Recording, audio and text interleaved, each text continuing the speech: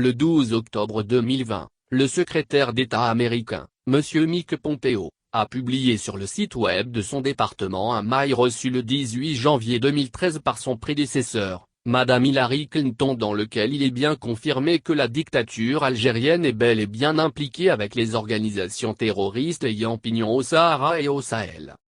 Cet éloquent mail révèle que les responsables algériens ont bien paraphé, au cours de la période 1993-2001, un pacte avec l'organisation terroriste des Signatés du Sang, dirigée par l'Algérien, à la solde des services de renseignement de son pays, Mokhtar Belmokhtar, dans lequel il est stipulé qu'il avait toute l'attitude d'attaquer le Mali mais aussi de porter ses attaques au Maroc, notamment dans les provinces sahariennes marocaines où l'Algérie a des revendications territoriales.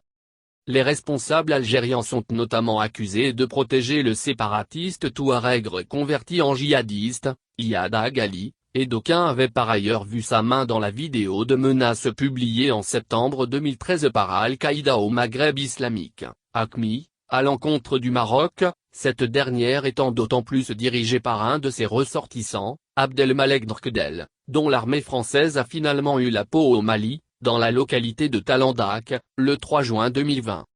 Au fait, il serait bon de savoir que les autorités et les généraux véreux algériens gérants de industries de psychotropes, Rivotril, en Algérie, sont propriétaires de vastes cultures de l'opium et du cannabis dans les oasis de l'Adrar et d'autres dans le sud algérien ainsi que dans les forêts recouvrant le plateau de Médéa dans les sud-ouest, sans oublier les laboratoires de traitement de ces drogues se trouvant dans la région de Xaraguenais. Des cultures d'opium et de cannabis mais également la production à grande échelle mondiale de Rivotril, car Koubi, soit dit en passant, est très lucratif pour leurs multiples comptes bancaires à l'étranger.